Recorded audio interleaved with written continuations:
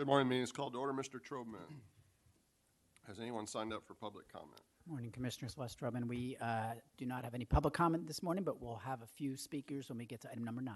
Thank you very much. Good morning, Ms. Miller. Good morning, Mr. Chairman. How are you this morning? Very well, thank you. Oh, well, good. I'm very glad to hear that. Let's get started with agenda item 3, but we don't have any cases to reconsider on agenda item 3. No cases, sir. We'll move tax liability cases under agenda item 4, but there's no tax cases on docket 28. Correct. Fair housing cases on agenda item 5? No, sir. No. Agenda item 6, I don't think we have any wage claim cases pulled for additional discussion. That's correct. None pulled for discussion, but you should have received the wage claim short form dissent list for docket 28. I move we accept staff recommendations on the remaining wage claim cases on docket 28. I second the motion, except for those cases on which I'm dissenting, as reflected on the wage claim short form dissent list for docket 28. I concur with the chairman's motion, except for the cases on which I'm dissenting, as reflected in the wage claim short form dissent list for docket 28. Motion passes with the exceptions noted. Thank you. Thank you. Let's move to agenda item 7, consideration of unemployment insurance cases on docket 28. Please proceed when you're ready. Case 2705205, Commissioner Alvarez. The claimant was originally qualified for benefits by the determination dated April 16, 2020. She filed for and received benefits through the benefit week ending May 16, 2020. Due to some technical issue, a subsequent determination regarding the claimant's qualification for benefits was issued on August 4, 2020. The claimant was not checking her correspondence at the time because she had returned to work several months earlier in May. Therefore, as the claimant was originally qualified for benefits and had no reason to continue to check her electronic correspondence 3 months after she returned to work, the claimant's late appeal should be deemed timely due to agency misinformation. Timely claimant appeal and remand. The AT decision is supportable. The claimant received the determination but did not review it or take action to appeal it until after the appeal deadline had passed. There's no good cause exception to the appeal deadline. No other exception under Commission Rule 32 applies to the late appeal in this case. Accordingly, we should affirm the AT decision. The claimant filed a late appeal, voluntary leaving, no chargeback, overpayment of $4,168. Affirm the AT, untimely claimant appeal, voluntary leaving, no chargeback, overpayment. Short form dissent. Yes, sir, Commissioner Alvarez. Case 2736820, Commissioner Alvarez. After completion of her final assignment, no additional work was provided to the claimant when requested. The claimant worked in the employer's community services department providing rides and running errands for clients. The only continued work offered to her was in the employer's residential department and would have required her to bathe and groom clients, cook meals, and change and clean residential clients' diapers. The employer's witness previously testified the new work offered to the claimant had additional duties and that work in the claimant's department was no longer available. The work offered to the claimant was outside her normal job duties. The claimant was laid off when she completed her tasks and the employer had no further work to offer her in her department. Reverse the AT, no misconduct, no overpayment. The AT decision is supportable. The testimony and other evidence from both parties establishes that the claimant resigned while continued work was available for reasons that do not constitute good cause connected with the work. She had concerns about COVID-19, but acknowledged that the employer was following all recommended safety guidelines and told her she could refuse services to any patient who refused to follow CDC guidelines. Accordingly, the claimant did not have good cause connected with the work to resign, so the voluntary leave and disqualification should be affirmed. The overpayments should also be affirmed, since the claimant received benefits for a period during which she was later disqualified. Finally, the dates in the decision should be changed to correspond to the date of the relevant work separation and continued claim. We should modify the AT decision, voluntary leaving, overpayment of $2,751, change the employment dates to correspond to the continued claim. Reverse the AT, no misconduct, no overpayment.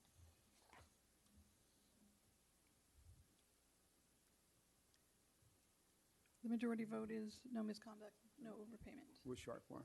Yes, sir. Case 2743770, Commissioner Alvarez. The decision is not supportable. The payment should not be classified as separation pay because the claimant was not separated. She was furloughed and has returned to full-time work with the employer. Additionally, the claimant was receiving a payment that was a fraction of her former wage and which was less than her weekly benefit amount. The claimant should not be disqualified for payments that are less than her weekly benefit amount. Modify the AT, leave severance disqualification from 6/14/20 to 6/20/20 in full force and effect. No severance disqualification from 6/21/20 to 10/3/20. The AT decision is not supportable. One of the requirements for severance pay is that the payment or payments should correspond to the claimant's regular earnings for a particular period of time. The payments made to the claimant in this case were only 1/3 of her usual wages, so they were not true severance pay under our statute. Accordingly, we should reverse the AT decision. The claimant did not receive severance pay. However, since the claimant received regular weekly payments from the employer for a time following her work separation, and they were based on a portion of her wages, and the employer reported the payments as wages to TWC for those quarters, we need to send a memo to have UIA and OS investigate whether the payments should be or have been reported to TWC as earnings on her weekly claims. Reverse the AT, no severance disqualification, grant the withdrawal to the June 3rd, 2020 determination. We're okay with that? It looks like we have a unanimous decision. Thank you.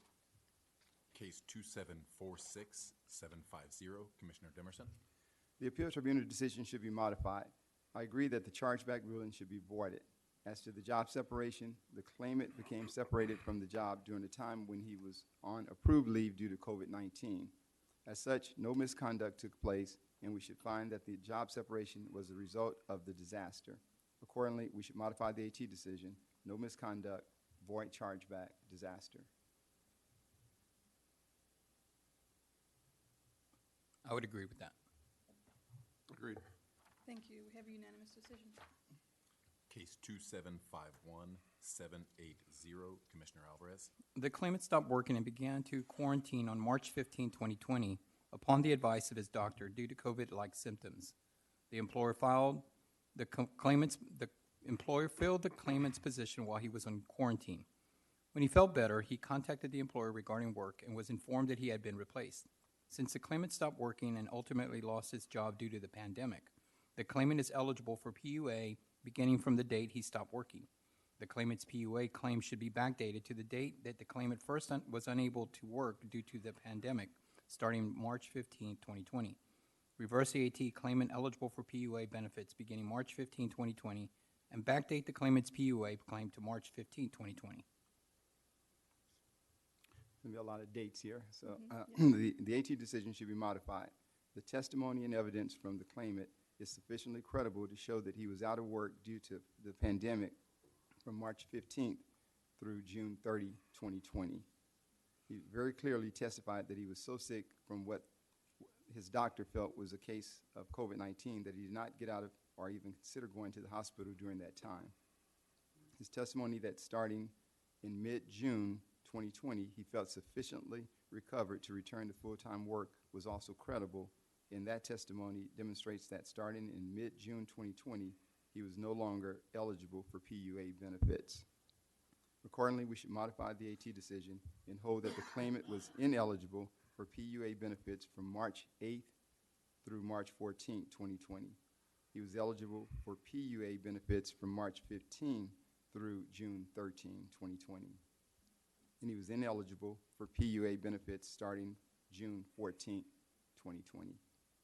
Because the same testimony that establishes his PUA eligibility from mid-March to mid-June 2020 also indicates that in all likelihood he was not medically able to work and was not available for work, we should send a memo to UIA and OS to investigate whether the claimant was medically able to work and available for work from March 15th through June 13th, 2020.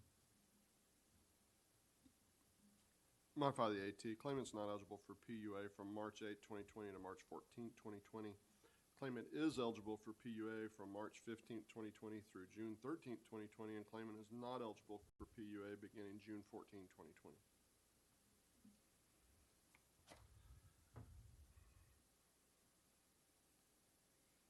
The majority vote has 3 sets of dates. So the claimant is not eligible from March 8th through March 14th, 2020, is eligible March 15th through June 13th, 2020, not eligible again beginning June 14th, 2020.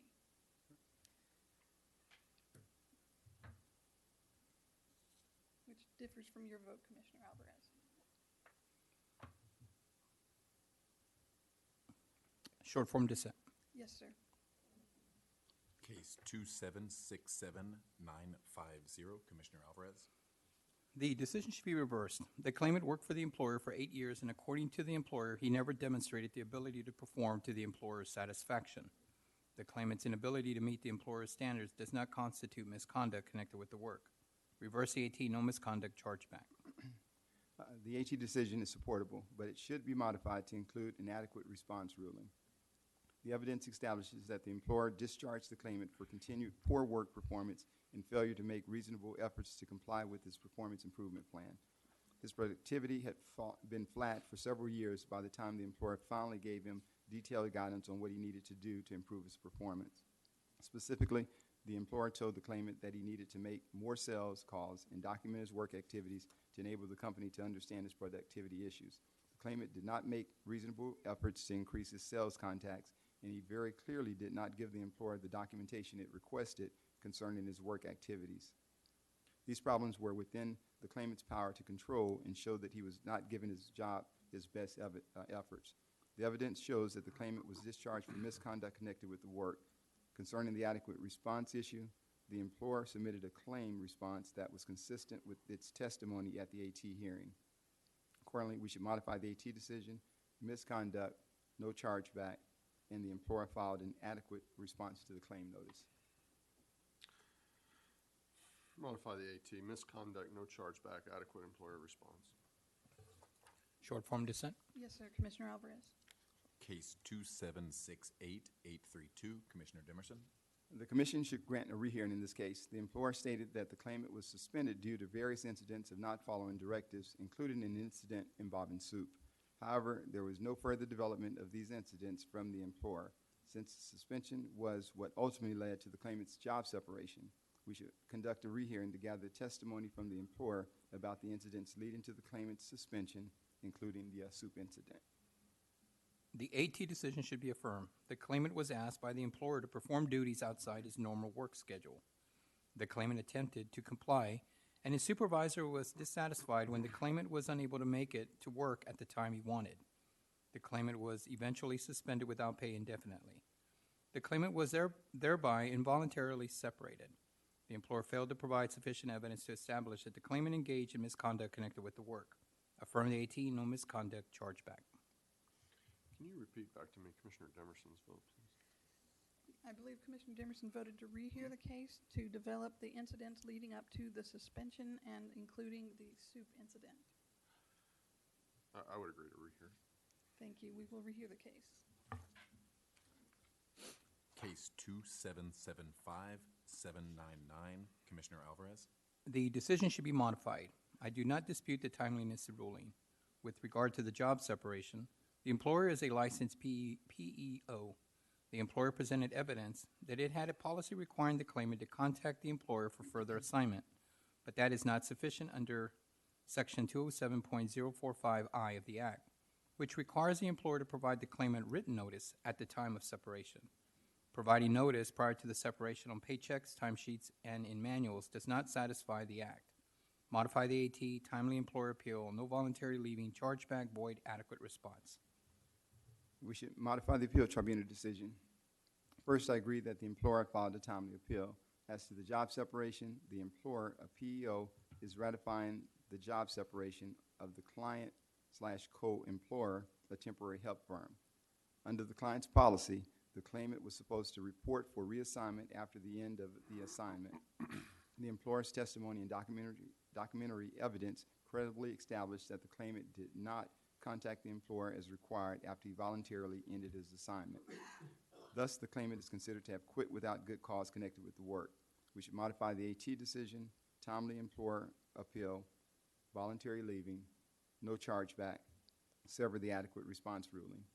In the alternative, if my fellow commissioners believe that the length of time the claimant worked for the employer is an issue that we should consider when making our decision, we should rather rehear this case to further develop the record and clarify whether the claimant worked multiple temporary assignments or a single assignment during his tenure with the temporary help firm.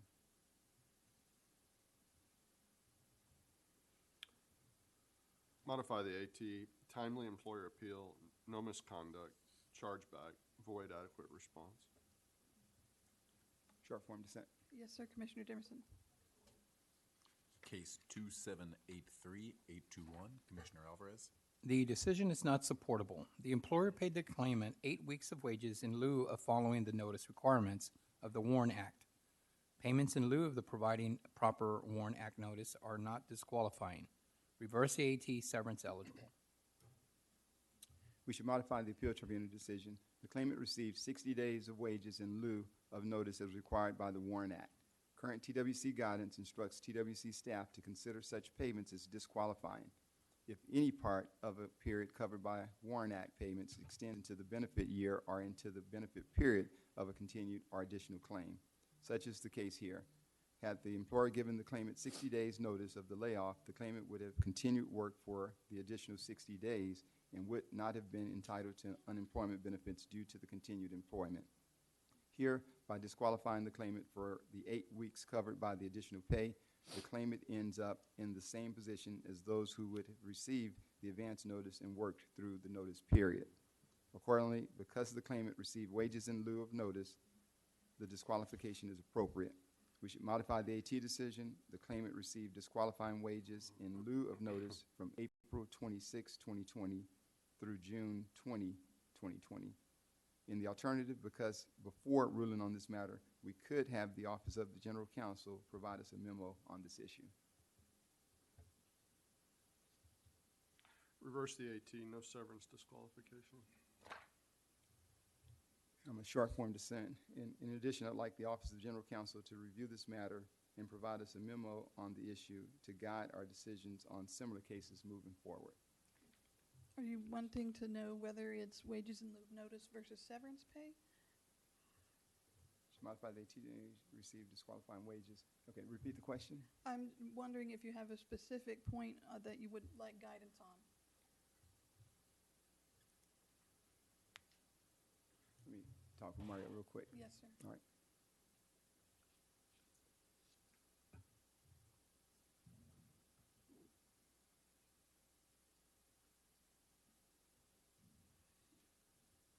Jerry, it's wages in lieu of notice. Yes, sir. Okay. I have your short form dissent, and we will send that memo to General OGC. Counsel. Thank you. Case 2825940, Commissioner Dimerson. We should modify the appeal tribunal decision. First, I agree that the claimant filed a valid claim.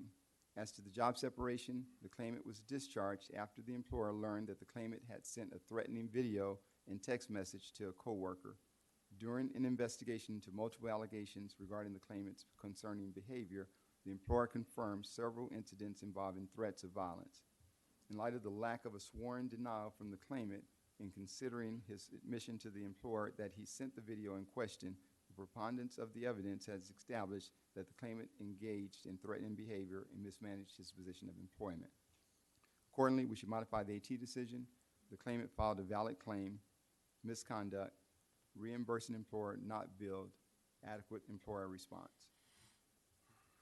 The AT decision should be modified. I agree that the claimant filed a valid claim and as an unemployed individual. On the separation issue, the employer has presented credible evidence that the claimant made a threat against the life of a coworker who had made complaints to the employer about the who had made complaints to the employer about the claimant. The claimant had disciplinary history for similar behavior. He did not appear for the AT hearing to dispute the employer's evidence. Based on the available evidence, the claimant's action threatening a coworker constituted misconduct connected with the work. Modify the AT valid claim, misconduct, reimbursing employer not billed, adequate employer response. Affirm the AT, valid claim, no misconduct, bill reimbursing employer.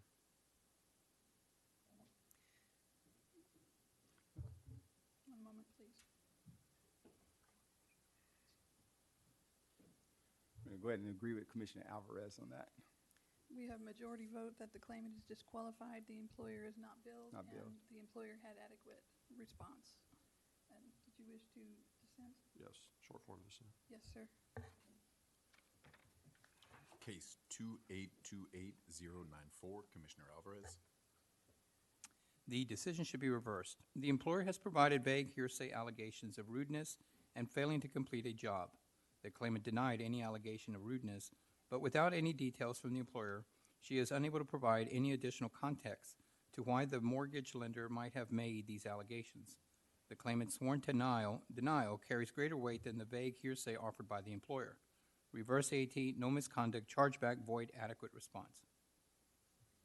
We should modify the appeal tribunal decision because a mortgage lender complained to the employer that the claimant was rude and combative to one of the lender's staff members, and the claimant had been warned for this type of behavior in the past. The claimant mismanaged her position of employment. We should modify the AT decision, misconduct, no chargeback, sever the adequate response ruling. Reverse the AT, no misconduct, chargeback, void adequate response. Short form dissent. Yes, sir. Commissioner Demerson. Case 2834144, Commissioner Dimerson. We should grant a rehearing in this case. The claimant quit due to dissatisfaction with her job duties. She believed that the duties she was being asked to perform did not match what the employer had presented to her in the offer letter. The claimant asserted that she was hired to solely manage accounts. The employer has refuted this allegation. In its appeal to the commission, the employer has included evidence of the claimant's offer letter, which outlined the tasks the claimant was expected to perform in her position. Because this information is clearly relevant and could change the outcome of the case, we should grant a rehearing to consider this evidence before rendering our decision in this case. The decision should be affirmed. At the time of the hire, the claimant was told that she would exclusively manage accounts. Once she started working, she found that she spent most of her time faxing and scanning documents, reminding people when to attend their doctor's appointment, and shipping and receiving. The claimant spoke to the employer about her concerns on several occasions, but the employer did nothing to correct the issue. Therefore, since the employer substantial changed the hiring agreement by assigning claimant mostly clerical duties instead of account management duties, the claimant had good cause to quit. Affirm the AT, no voluntary leaving, chargeback. Reverse the AT, voluntary leaving, no chargeback, adequate employer response. I agree with the chairman. Yes, sir. Thank you. Short form dissent. Yes, sir. Commissioner Alvarez. Case 2839098, Commissioner Dimerson. We should modify the appeal tribunal decision. We are all familiar with the home health care precedent. Here, the claimant had a very compelling reason for quitting her assignment. However, at her request, the employer offered the claimant another assignment the following day, which the claimant refused. The fact that the new assignment did not provide the same number of hours as the previous assignment is not unusual or unexpected. In the home health care industry, it is the nature of the business for employees to work multiple assignments of varying hours in a week. By refusing an assignment, the claimant initiated the job separation. By refusing it based on the number of hours, especially in light of the claimant's testimony that she worked as a part-time provider, the claimant's quitting was without good cause connected with the work. Regarding the adequate response issue, the employer's adequate response provided that the claimant quit. In quit cases, it is common for employers to have little additional information. Accordingly, we should modify the AT decision, voluntary leaving, no chargeback, adequate employer response. The decision should be modified. The claimant was assaulted by 2 adult children of her client. She reported the assault to the employer and the police. After being assaulted on the job, the claimant was understandably hesitant to return to work. Additionally, the employer could only offer her 15 hours of work, which was a substantial reduction to her 37 hours she was previously working. Under these circumstances, the claimant had good cause to quit. Modify the AT, no voluntary leaving, chargeback, and set aside adequate response.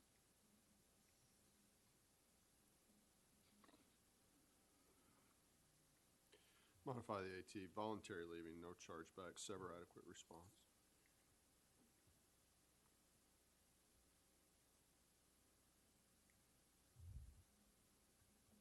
Short form dissent. Yes, sir. Commissioner Alvarez. And that was the last UI case pulled for additional discussion. On docket 28, you should have received the short form dissent list. I move we accept staff recommendations on the remaining UI cases on docket 28. I second the motion except for those cases on which I'm dissenting, as reflected on the UI short form dissent list for docket 28. I concur with the chairman's motion, except for the cases on which I'm dissenting, as reflected in the UI short form dissent list for docket 28. Motion passes with the exceptions noted. Thank you, sir. Thank you very much. Thank you. Let's take a quick recess while we prepare for the rest of the meeting.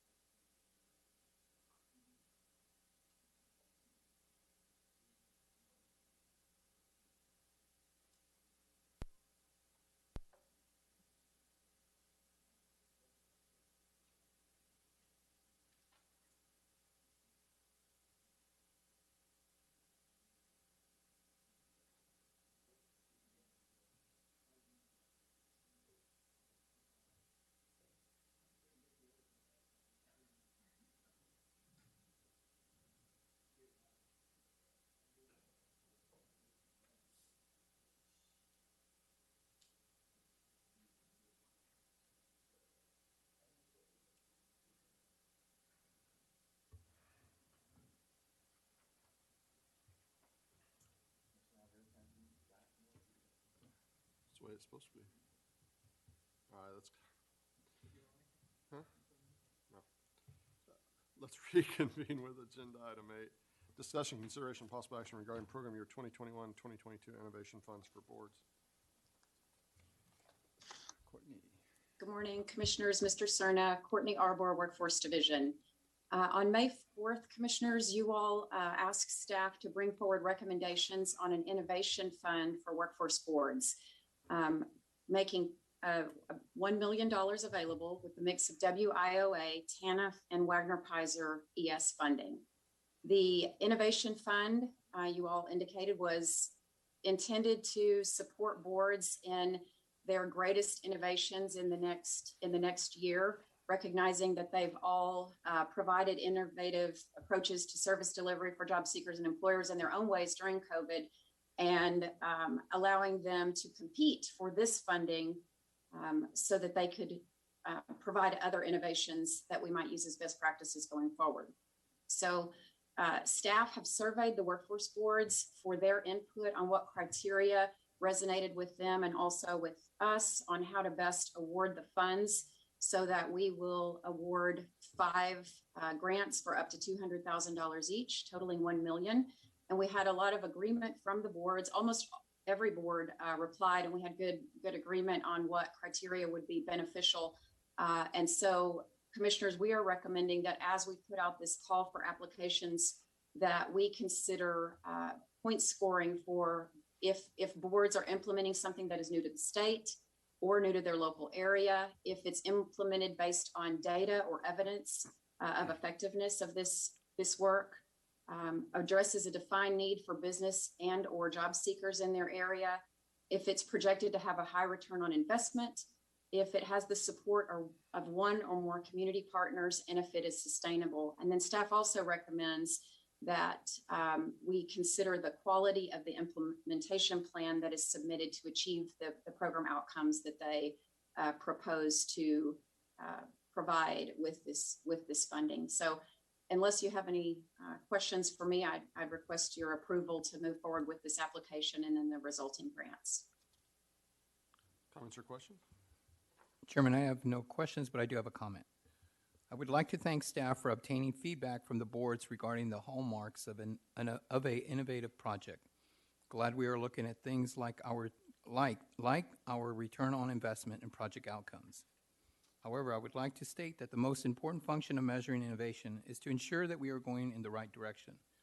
We want to encourage long-term change, not short-term fixes. So we should not be looking for the big ROIs or outcomes, but impactful and scalable results.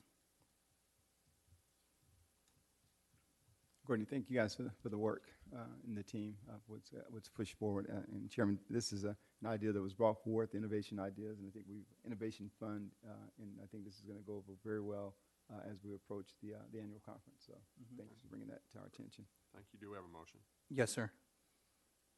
Chairman, I move that we approve the one-time establishment of an Innovation Fund grant program with a budget of $1 million using WIOA, TANF, and Wagner Pizer ES funds originally intended for the 2021 Board Awards. Second. It's been moved and seconded. We're unanimous. Thank you. Thank you. Let's move to agenda item 9, discussion, consideration, possible action regarding the business enterprises of Texas Federal Randolph Shepherd Financial Relief and Restoration Funding Distribution Methodology. Good morning, Commissioners. Mr. Cerna. For the record, Michael Hooks with the VR Division. Today I brought for your consideration potential action and update on the BET FRRP Fund Distribution Methodology. During last week's Commission meeting, you requested that we conduct a survey of the managers regarding their preference for option 1 or option 2 for the BET FRRP distribution. The results of the survey are as follows. BET licensed managers were notified of the survey last Tuesday afternoon and provided through midnight Friday to submit their preferences. The count of the submitted preferences was 9 for option 1, which considers the 2020 BET IRP benefit as prior compensation, and 48 for option 2, which does not consider the BET IRP benefit as prior compensation. I will add that late yesterday, BET staff notified me that they had discovered 3 additional and timely preference responses that had somehow ended up in a junk folder, bringing the final preference count to 51 to 9. Staff have been assessing various interpretations of the RSA guidance and understand that alternative interpretations that would support exclusions or prior compensation are present and have been used.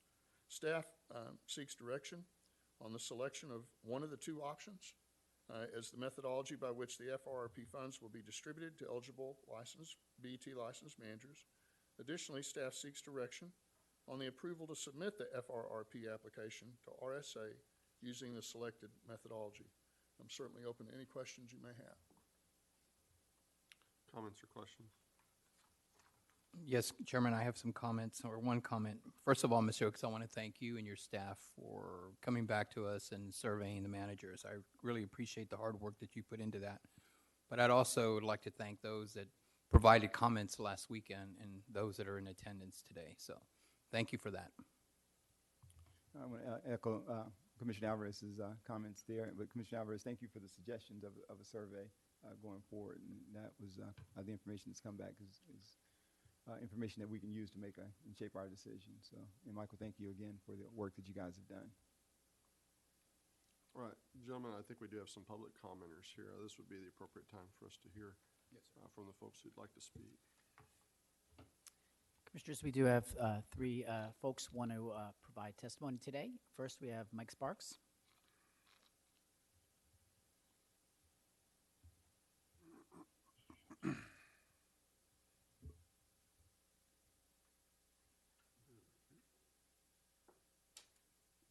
Good morning. Oh, there we go. Good morning, everybody. Mike Sparks. I'm the Texas ECM elected committee chair. And as Mr. Hooks explained and went through, we have received the survey back, and it's favorable as option number 2. I do want to let the board know that we have completed a survey back in April, which was a phone survey.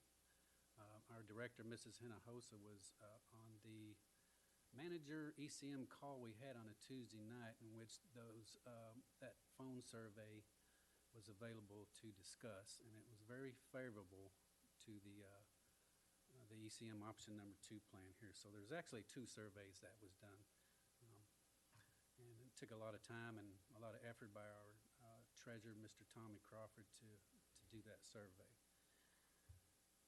There's really our request is plain and simple. Our managers have been waiting for 3 months for income, for relief. It's been a long wait.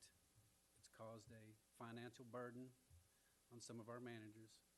It's causing a very stressful situation for a lot of our managers. And we have people that have medical issues in this program. They're fighting through those issues, still working, keeping things going, paying the bills. It's imperative that we get this the FFRP plan agreed on, and I hope that the board will see to it that option number 2 is passed so we can submit our plan to RSA. We're getting in a dangerous time zone here too with RSA, because in September, if the funds aren't distributed, we're going to lose all of them. That's my understanding of that. And so, again, it's very clear. I appreciate the board here, and I appreciate you asking for the survey so that you can see the people of this program, the managers, want option number 2. They believe that's the fairest way to do things.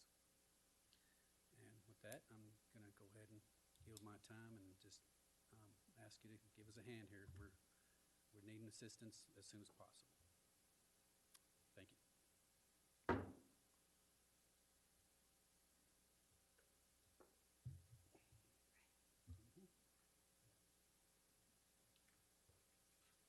Next, we have Tom Cheppy.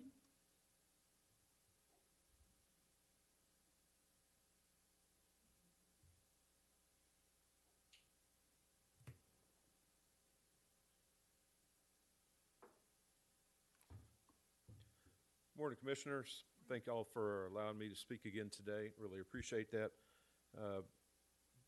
Voting option 1 would adversely affect 57 of our managers. That's 57 out of 105. So I urge y'all today to please make that decision for the ECM plan as we agreed on option number 2. So it includes, and we can help 57 additional managers on there. We spent many, many months working on all of this, and I firmly believe that as the vice chair, and Mike Sparks is the chair of our committee, along with the rest of our elected committee, that's one of the reasons why we chose this plan, is to absolutely include as many managers as possible that they are eligible for these funds. And as Mr. Sparks said, since the funds were a federal grant, none of this funding is going to affect has zero bearing on Texas Workforce Commission, on their budget, on our state licensing agent budget at all. It's not going to affect any of that at all. So 100% of those funds goes to the managers. They're all going to have a specific portion of a return on their losses is what the federal grant is for. So I appreciate your time once again. I really urge y'all to make that decision today for option 2 for us for the ECM fund. And that way our SLA can move forward immediately and present that to the Randolph-Shepard Act, the administration, so we can get funding as soon as possible for all of us. Thank you all.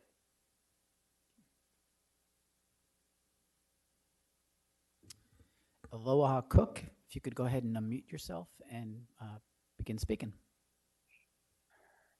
Yes, sir.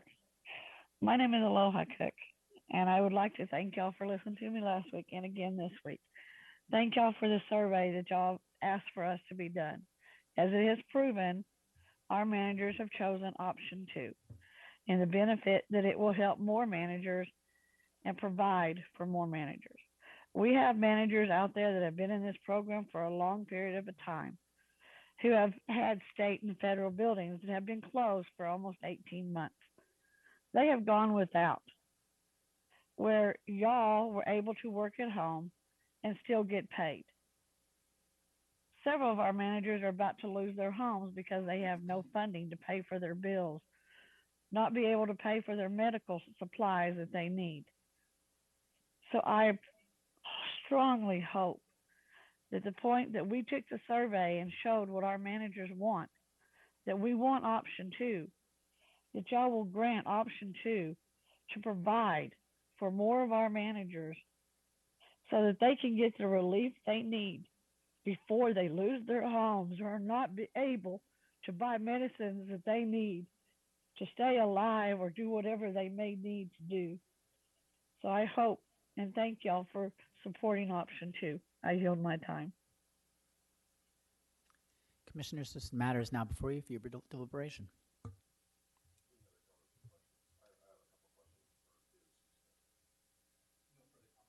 No further comments, Chairman. None here. I just want to understand about the payments. So the FRRP payments, a federal payment, are designed to offset 2020 losses. Is that correct? That is correct. It's for losses incurred while being assigned to a BET facility during calendar year 2020. Okay. And then TWC made up to $15,000 in payments in 2020 for the same purpose? The 2020 payments were designed as an income replacement we referred to as an IRP. It wasn't a case-by-case basis on just offsetting losses. In fact, the way it was designed was that if any manager made less than $27.20 during any given month while the benefit was in place, that manager would receive a cash payment of $3,000. So it wasn't directly tied to losses. It was an income replacement. Okay. And so the income replacement was then triggered by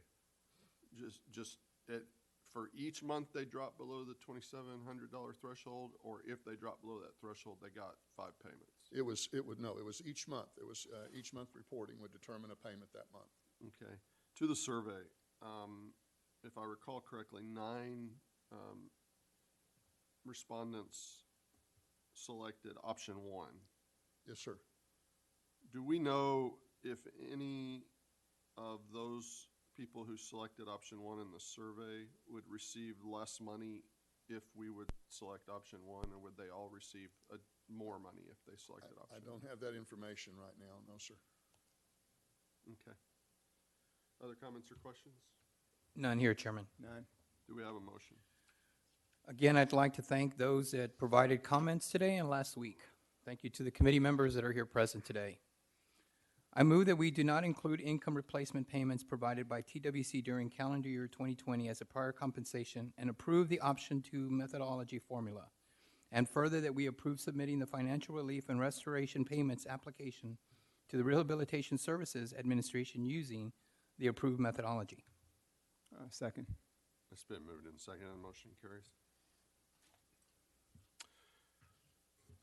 Nothing under item 10, if I'm, No, sir. item 11? No, sir. Nope. Item 12? No, sir. No. Item 13? Also no, sir. How about item 14? And another. Mm, I do have one thing sort of semi under item 14, but I'll put it here in any other order of business because it'll fit there too. So there was a press release that went out last week by a company who I think has a contract with us that we did not approve. It created some questions for me. Could you, Ms. Cerna, arrange for a briefing? We can either do it in a commission meeting or you can brief each office individually on our IT projects that are in progress and kind of where we are with those IT projects. There were several in progress when COVID descended, and I'm sure some of those have progressed, and I know we had some money in the appropriations bill to continue some of those.